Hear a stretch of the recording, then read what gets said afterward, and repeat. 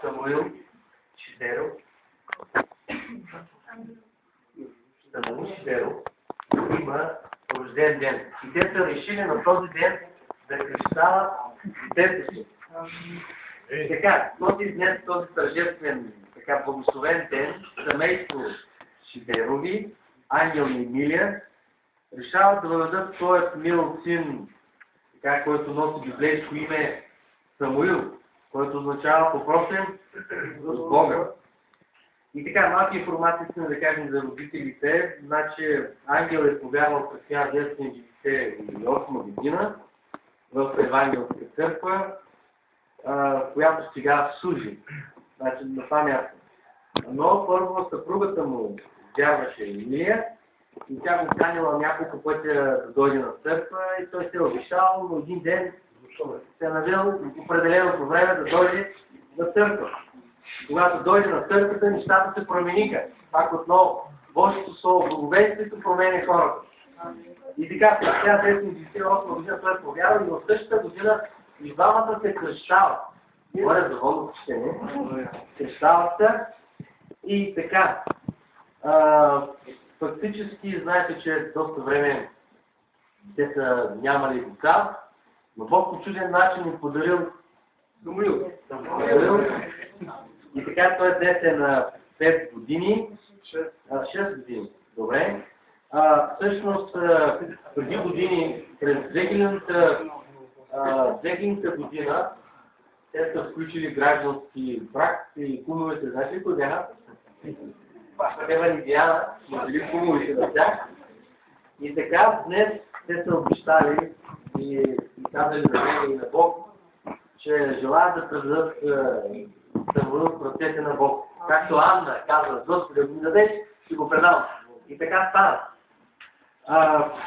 Така че аз се радвам за такива Божии хора, които Бог призва от тъмнината към светлината, за да служат верно на Бога. И тези хора са за благословение за всички нас и свидетелство за всички нас и те са пример за всякакъв.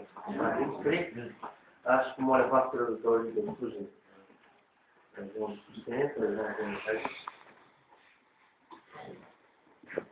Радвам се за това приятно задължение. Самуил, изпросен от Бога. Никога няма да забравиш това твое име. Какво означава? Изпросен от Бога. Благодаря ли те?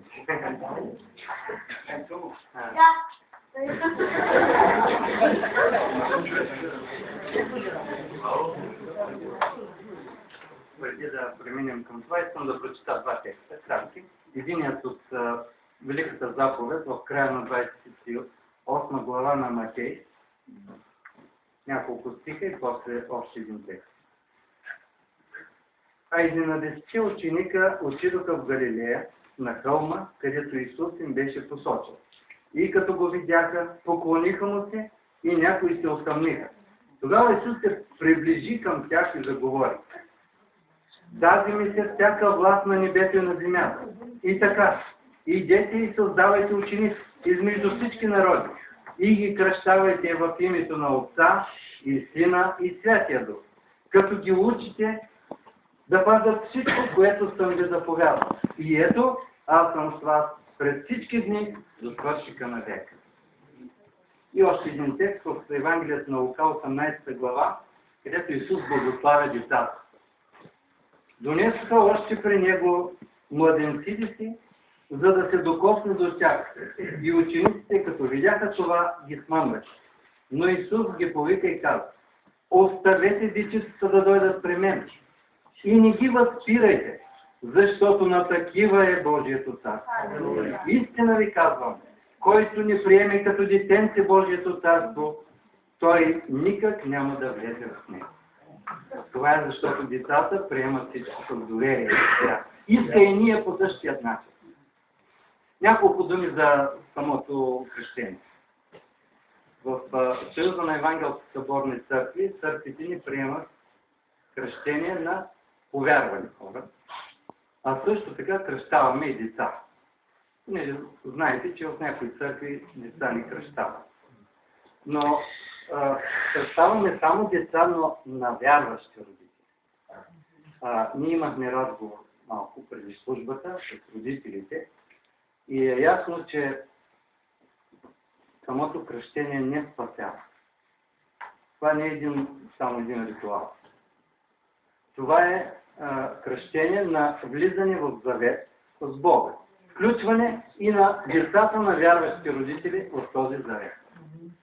Това не означава, че те автоматически са спасени, а означава, че те влизат в завета на Божия народ, в църква. И се очаква, когато те пораснат, достигнат до възрастта на съзнанието, тази вяра, която родителите искат да им предадат, те да я изповядат пред хората, да засвидетелстват вярата си в Бога.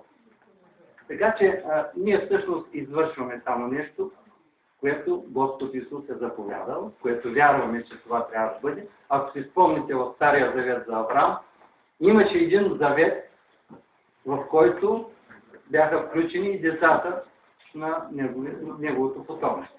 И в този завет бяха включени и Исмаил, и неговият син Исак. Така че в този завет ние искаме да включим и нашите деца. И сега, преди да пристъпим към това, искам да се обърна към родителите и да ги помоля да заявят пред всички вас, ще възпитавате ли това дете за Господния път. Да, радвам се, че това е един ангажимент, който те изказват пред всички. Те не се срамуват от вярата си в Бога, но се радват, че могат да изявят това пред всички. И сега, въз основа на вярата на родителите, ще помоля да дойдете малко по-назад.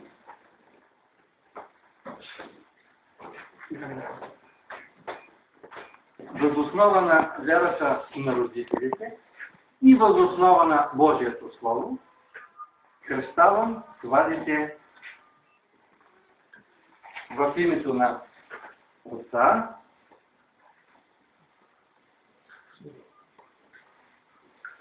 в името на Сина, в името на Святия Дух. Амин. Нека да се помолим. Баща наш небесен, благодарни сме ти за това радостно събитие. То никога няма да бъде забравено, както от родителите, така от Самуил, така и от цялата църква. Защото това е включване в завета на Бога, на Божият народ. И ти благодарим, Господи, за това радостно събитие. Нека тези родители да приемат при сърце този ангажимент и през всичките си дни това дете да бъде наставлявано, поучавано и да бъде водено в Божия път. Едно дете на Господа. В името на Христа. Амин. Може после или как се станем, може да поздравите родителите.